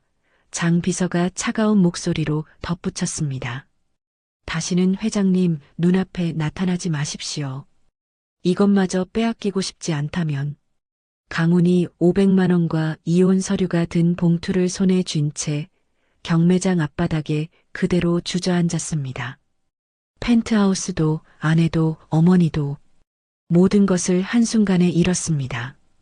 경매장을 나온 박정숙은 단 한 번도 뒤를 돌아보지 않았습니다. 장 비서가 차 문을 열어주며 조심스럽게 물었습니다. 회장님, 이제 정말 다 끝난 겁니까? 박정숙이 차에 오르기 전 잠시 걸음을 멈추고 하늘을 바라봤습니다. 아니야, 장 비서. 이제 시작이야. 그녀의 목소리에는 새로운 결의가 담겨 있었습니다. 내 집을 되찾았으니 이제 진짜 내가 하고 싶었던 일을 해야지. 박정숙이 차에 올랐습니다. 그 뒷모습은 30년 전 속초시장에서 맨손으로 전복죽을 끓이던 그때처럼 굳건하고 단단했습니다. 박정숙이 이제 시작이라며 굳건한 발걸음을 내딛던 그 시각, 경매장에서 쫓겨난 강훈은 모든 것을 잃은 텅 빈 눈으로 서울역 근처 24시간 찜질방으로 향했습니다. 장 비서가 쑤셔 넣어준 500만 원. 그것이 그가 가진 돈의 전부였죠. 찜질방 휴게실, 시끄러운 TV 소리와 사람들의 웅성거림 속에서 강훈은 며칠을 멍하니 앉아 있었습니다. 아, 배고파. 라면이나 먹자 다른 사람들이 컵라면을 끓여 먹는 냄새가 허기진 배를 지독하게 자극했습니다. 그렇게 일주일, 주머니에 돈이 바닥을 드러내자 강우는 마지막 선택을 했습니다. 자신이 그토록 경멸하고 창피해했던 그곳, 냄새난다며 코를 막았던 속초중앙시장으로 향하는 버스에 올라탔습니다.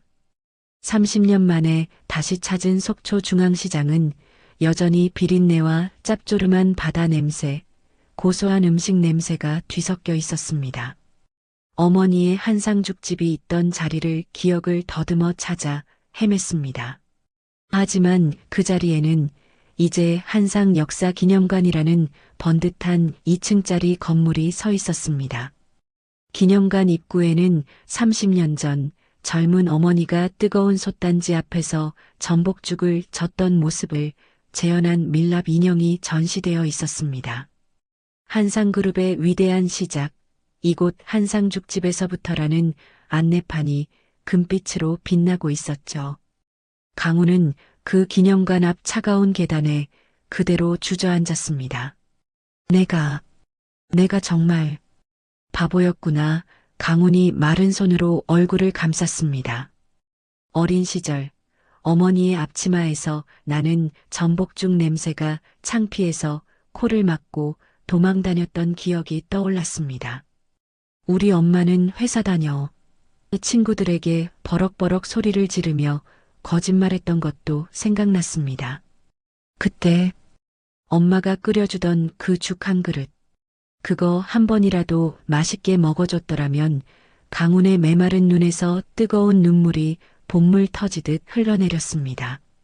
30년 전 이 자리에서 어머니가 새벽부터 밤늦게까지 자신을 업고 일했다는 사실이 이제야 뼛속까지 와 닿았습니다.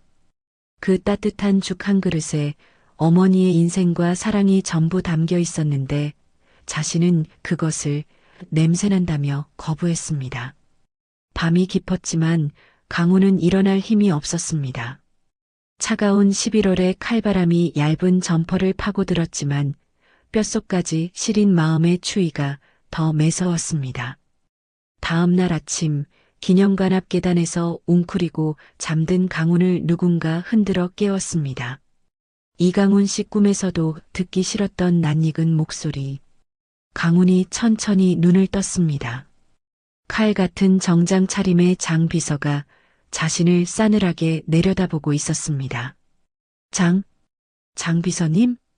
강훈이 비틀거리며 일어나려 했지만 며칠을 굶은 다리에 힘이 들어가지 않았습니다. 장 비서가 그런 강훈의 팔을 잡아 일으켜 세웠습니다. 어떻게 여길 회장님께서 보내셨습니다. 장 비서가 차갑게 말했습니다. 여기서 뭐 하고 있는 겁니까? 구걸이라도 하려고 오신 겁니까? 장 비서의 목소리에는 일말의 동정심도 없었습니다. 저는 갈 곳이 없어서 강훈이 말을 잇지 못했습니다. 장 비서가 뒤편에 주차된 차에서 커다란 쇼핑백 하나를 꺼내 강훈의 발 앞에 툭 던졌습니다. 이게 뭐예요? 강훈이 떨리는 손으로 봉투를 열어보니 한상 로고가 선명하게 박힌 파란색 작업복 한 벌과 안전모, 가리고 낡은 열쇠 하나가 들어 있었습니다. 회장님께서 당신에게 주신 마지막 기회입니다. 장 비서가 얼음장 같은 목소리로 말했습니다. 당신이 그토록 경멸하고 냄새난다고 무시했던 당신 어머니의 죽을 만드는 그 일부터 다시 시작하십시오. 강훈이 작업복을 바라봤습니다. 가슴팍에는 한상식품 생산 1팀이라는 명찰이 붙어 있었습니다. 급여는 정확히 최저시급입니다. 하루 8시간 노동, 월급 185만 원. 4대 보험은 떼고요. 장 비서가 무표정하게 설명했습니다. 숙식은 인천 공장 기숙사에서 제공됩니다. 방 크기는 3평 고시원 수준이고 식사는 3교대 직원 구내식당에서 다른 직원들과 함께 해결하면 됩니다. 장 비서가 열쇠를 가리켰습니다. 이것은 기숙사 301호실 열쇠입니다. 강훈이 떨리는 손으로 그 파란 작업복을 집어들었습니다. 30년 전에는 쳐다보기도 싫어했던 바로 그 작업복이었습니다. 싫으면 지금 당장 버리십시오. 장 비서가 단호하게 말했습니다. 회장님의 마지막 자비를 거부할 자유도 당신에게는 있습니다. 강훈이 그 거친 원단의 작업복을 부서져라 가슴에 꽉 안았습니다. 하겠습니다. 제가 하겠습니다. 강훈이 떨리는 목소리로 울부짖었습니다. 정말로 후회 안 하겠습니까? 네. 제발. 강훈의 눈에서 다시 한번 뜨거운 눈물이 쏟아졌습니다. 그럼 지금 당장 차에 타십시오. 오늘 오후 2시부터 당신의 첫 출근입니다. 장 비서가 차 문을 열며 말했습니다. 1시간 후 인천 한상식품 제1공장 3평 남짓한 기숙사 301호실은 침대 하나, 책상 하나가 전부였습니다. 200평 펜트하우스에서 3평짜리 고시원. 그야말로 하늘에서 땅으로 곤두박질 친 현실이었죠. 오후 2시 강훈은 어색한 파란 작업복을 입고 생산라인으로 향했습니다. 가슴에 달린 명찰에는 13이라는 숫자만 적혀 있었습니다. 오늘부터 새로 온 사람이네요. 반가워요. 저는 이 라인 책임지고 있는 라인장 김철수입니다. 50대 중년 남성이 강훈에게 다가와 손을 내밀었습니다. 안녕하세요. 이강훈입니다. 강훈이 어색하게 고개를 숙였습니다. 여기가 우리 한상의 심장부 레토르트죽 생산 라인이에요. 거대한 공장 라인이 강훈의 눈앞에 펼쳐졌습니다. 컨베이어 벨트 위로 어머니의 얼굴이 그려진 전복죽 팩이 끝도 없이 흘러가고 있었습니다. 오늘부터 할 일은 저기 1차 전복 손질과 포장 작업입니다. 김 라인장이 가리킨 곳에는 산더미 같은 전복이 쌓여 있었습니다. 처음이라 손에 안 익어서 힘들 거예요. 욕심내지 말고 천천히 배워가세요. 그날부터 강훈의 새로운, 아니, 그의 진짜 첫 번째 삶이 시작되었습니다. 새벽 6시 출근, 오후 3시 퇴근. 하루 종일 서서 비린내 나는 전복을 손질하고 뜨거운 죽을 포장하고 무거운 박스를 나르는 단순 반복 작업. 손에는 금세 물집이 잡히고 굳은 살이 박였고 어깨와 허리는 끊어질 듯 아팠습니다. 하지만 강훈은 단 한 번도 불평하지 않았습니다. 30년 만에 그가 처음으로 어머니의 죽을 직접 만지고 있었으니까요. 비록 차가운 공장 라인 위에서였지만 이것이 어머니가 맨손으로 일궈낸 모든 것의 뿌리였습니다. 한상식품 인천 공장에서 땀 흘리던 강훈의 그 첫날은 일주일이 되고 한 달이 되고 그리고 마침내 1년이라는 시간이 되었습니다. 그 1년 사이 많은 것이 변했습니다. 박정숙이 경매로 되찾은 그 타워 팰리스 펜트하우스는 그녀가 다시 주인이 된 지 일주일도 안 되어 시장에 매물로 나왔습니다. 31억 원의 낙찰가에서 경매 비용을 제하고도 30억 원이 넘는 거금이 그녀의 손에 다시 들어왔죠. 박정숙은 그 돈에 자신의 남은 개인 재산을 모두 더해 30년 전 속초 중앙시장과 꼭 닮은 이곳 서울 남대문 시장 골목 끝자락에 3층짜리 낡은 건물을 샀습니다.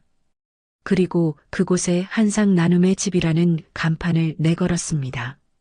하루 500명의 독거노인들에게 무료로 따뜻한 식사를 제공하는 급식소였습니다. 오전 10시 급식소 문이 열리면 이른 아침부터 줄을 섰던 노인들이 하나둘 안으로 들어왔습니다. 박정숙은 명예회장이라는 직함도 모두 내려놓고 매일 새벽 5시부터 이곳에서 하얀 앞치마를 둘렀죠. 30년 전 속초에서 그랬던 것처럼 거대한 솥단지 앞에서 직접 불을 조절하며 죽을 끓이고 국을 펐습니다. 어르신, 오늘은 밥 드실래요? 죽 드실래요? 어제는 죽 드셨으니까 오늘은 밥심 나게 밥 드셔야지. 박정숙이 80대 노파의 손을 잡으며 다정하게 물었습니다. 그녀의 얼굴에는 타워 팰리스에서의 냉기는 사라지고 30년 전 시장 상인들의 땀을 닦아주던 그 따뜻함이 다시 돌아가 있었습니다.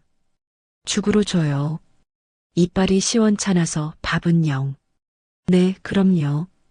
오늘은 속 편하게 전복죽 푹 끓였어요. 따뜻하게 한 그릇 하세요. 박정숙이 직접 떠주는 죽 한 그릇에는 30년 전과 똑같은 정성이 담겨 있었죠. 장비서는 이제 한상나눔재단의 이사장이 되어 급식소 운영을 총괄했습니다. 그는 여전히 박정숙의 곁을 지키며 그녀를 회장님이라고 불렀습니다. 회장님, 오늘 쌀 재고가 아슬아슬합니다. 방금 공장에서 배송 트럭 출발했다고 연락 왔습니다. 그래, 날이 추워지니까 어르신들이 밥을 더 찾으시네. 알았어, 장 이사장. 고마워요. 박정숙이 땀을 닦으며 대답했습니다. 오후 2시 급식소 뒷문으로 한상식품 로고가 선명한 1톤 트럭이 삐 소리를 내며 후진으로 들어왔습니다. 트럭에서 내린 한 남자가 익숙하게 50kg짜리 쌀포대를 어깨에 둘러매고 창고로 향했습니다.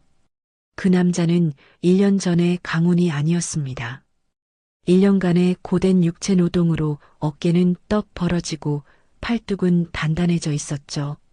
파란 작업복 아래로 땀에 젖은 등이 선명했습니다. 굳은 살이 박여 두꺼워진 손, 햇볕에 새까맣게 그을린 얼굴. 바로 이강훈이었습니다. 강훈은 묵묵히 쌀포대를 나르며 창고에 쌓았습니다. 20포대가 넘는 쌀을 혼자서 다 옮기는데 30분이 꼬박 걸렸습니다. 땀으로 흠뻑 젖은 작업복이 몸에 달라붙었죠.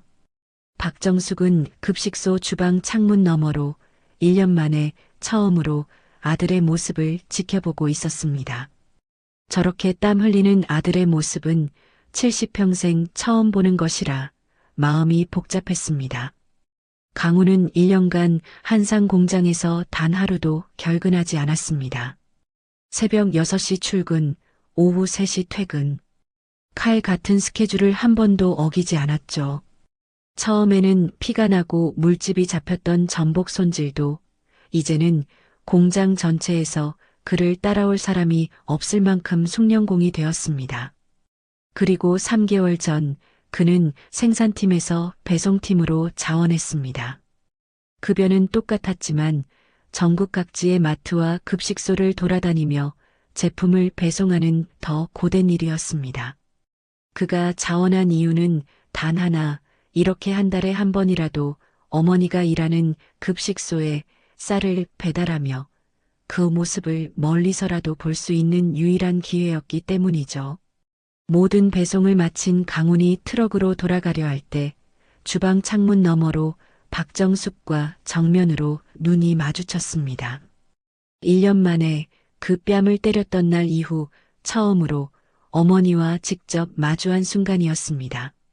강훈은 그 자리에 얼어붙은 듯 멈춰 섰습니다. 천마디, 만마디 말이 목구멍까지 차올랐지만 강훈은 아무 말도 할 수 없었습니다. 박정숙도 아들을 그저 덤덤히 바라볼 뿐 아무런 표정 변화가 없었습니다. 강훈은 트럭 앞에서 90도로 아주 깊숙이 허리를 숙여 인사를 했습니다. 수고하십시오. 모기만 한 목소리로 인사한 후 강훈은 황급히 트럭 운전석에 올라탔습니다. 트럭이 골목을 빠져나간 후 장 비서가 박정숙에게 다가왔습니다. 회장님, 벌써 1년입니다. 저렇게 땀 흘리며 일하는 거. 이제 그만. 장 이사장의 목소리에는 안쓰러움이 담겨 있었습니다. 박정숙은 대답 대신 주방으로 돌아가 거대한 죽 솥을 저었습니다. 장 이사장, 그의 사람 몰골은 갖췄구나. 네, 회장님. 정말 열심히 일하고 있습니다. 공장 직원들 사이에서도 평판이 자자합니다. 꾸준히 마다하지 않고 묵묵히 일한다고 다들 인정하고 있습니다. 그날 저녁 6시 모든 배송을 마치고 인천 공장 기숙사로 돌아가려던 강훈을 장 비서가 불러 세웠습니다. 이강훈 씨. 네. 이사장님, 강훈이 트럭에서 내렸습니다. 오늘 바빠서 점심도 거르셨더군요. 도시락통이 그대로던데 장 비서가 강훈의 가방에 달린 빈 도시락통을 보며 말했습니다. 아, 괜찮습니다. 기숙사 가서 컵라면 먹으면 됩니다. 회장님께서 드시고 가라고 하십니다. 강훈의 눈이 지진이라도 난 듯 흔들렸습니다. 네, 회장님이요?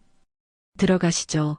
장 비서가 굳게 닫혔던 급식소 정문을 열어주었습니다. 텅 빈 급식소 식당. 하루 종일 500명을 먹여보낸 후에 고요함 속에서 박정숙이 작은 테이블에 홀로 앉아 강훈을 기다리고 있었습니다. 강훈이 어색하게 죄인처럼 그 맞은편에 앉았습니다. 30년 만에, 아니, 태어나서 처음으로 어머니와 단둘이 마주 앉은 식탁이었습니다. 박정숙이 말없이 일어나 주방으로 가더니 작은 쟁반을 들고 나왔습니다. 그 위에는 아무 고명도 없는 뽀얀 쌀죽 한 그릇이 전부였습니다. 김이 모락모락 피어오르는 그저 하얀 쌀죽이었죠. 박정숙이 직접 강훈 앞에 그릇을 툭 밀어주었습니다. 두 사람 사이에는 아무 말도 없었습니다. 강훈이 떨리는 손으로 숟가락을 들었습니다. 30년 만에 어머니가 직접 떠준 죽을 먹는 순간이었습니다. 첫 숟가락을 입에 넣는 그 순간 강훈의 눈에서 참았던 눈물이 뚝뚝 떨어졌습니다. 아무 맛도 없는 쌀죽인데 30년 전 속초시장에서 어렴풋이 기억나는 어머니의 사랑 맛이 났습니다. 30년 만에 다시 맛보는 어머니의 맛이었습니다. 박정숙은 그 모습을 그저 덤덤히 바라보고 있었습니다. 자신도 죽 한 숟가락을 떠서 입에 넣으며 조용히 말했습니다. 내일은 쌀을 1시간 더 불려야겠다. 죽이 좀 덜 뱄네. 입에 감기는 맛이 없어. 평범한 일상의 한마디. 하지만 강훈에게는 그것이 1년 만에 듣는 어머니의 첫마디였습니다. 강훈은 아무 대답도 할 수 없었습니다. 목이 메어 말이 나오지 않았습니다. 그저 고개를 숙인 채 눈물과 함께 뜨거운 죽을 삼킬 뿐이었습니다. 완전한 용서는 아니었습니다. 하지만 30년을 돌고 돌아서 모자는 마침내 한 식탁에서 같은 죽을 먹고 있었습니다. 30년 전 속초시장에서 시작된 이야기가 서울 남대문 시장 급식소에서 아주 느리고 아주 따뜻한 새로운 시작을 맞이하고 있었습니다. 밖에서는 장 비서가 그 모습을 조용히 지켜보며 자신도 모르게 붉어진 눈시울을 닫고 있었습니다. 그리고 아직 끝나지 않은 이야기가 있죠. 인천공항에서 강훈에게 이혼 서류를 던지고 돌아선 그날 혜진은 모든 것이 끝났다고 생각했습니다. 아니, 다시 시작이라고 생각했죠. 그녀는 강훈이라는 썩은 동아줄을 버렸으니 박정숙 회장에게서 뜯어낼 위자료 대신 친정의 재력을 바탕으로 더 멋진 남자를 만날 생각에 부풀어 있었습니다. 아빠, 이서방 그 자식 완전 빈털털이 됐어. 이혼하길 잘했지? 그럼 우리 딸 잘했다. 그 콩가루 집안이랑은 상종도 말아야지. 하지만 혜진과 그녀의 부모가 잊고 있던 사실이 있었습니다. 5년 전 그들이 강훈에게 사기 투자 사기를 쳤던 IT 바이오 융합 사업. 그 사기의 뒤처리를 박정숙 회장이 얼마나 깔끔하게 해뒀는지를 말입니다. 장 비서는 박정숙의 지시로 5년 전 그 사기 투자의 증거 자료를 모두 검찰에 넘겼습니다. 혜진의 아버지가 운영하던 중소기업은 한상의 법무팀이 동원한 세무조사와 공정위 조사까지 받으며 3개월을 버티지 못하고 무너졌습니다. 여보, 우리 회사 부도 났어. 박 회장, 그 독한 할망구가 우리를 가만 안 뒀어.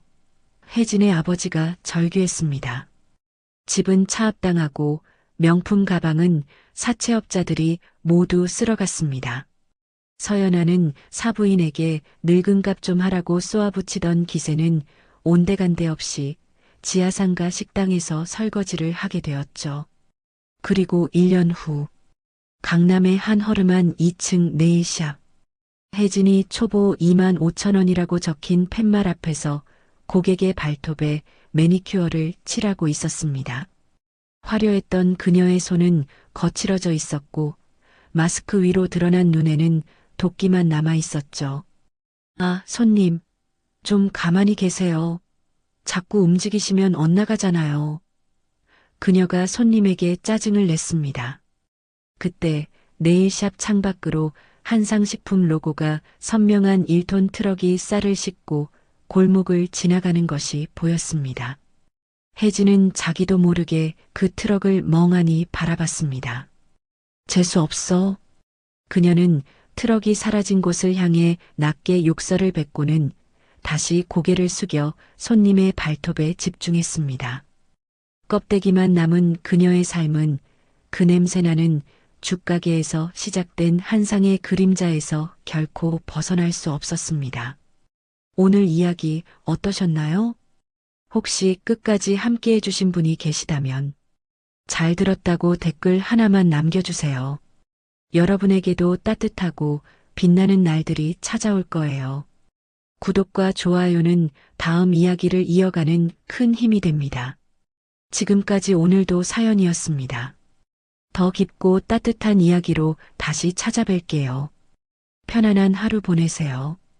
감사합니다.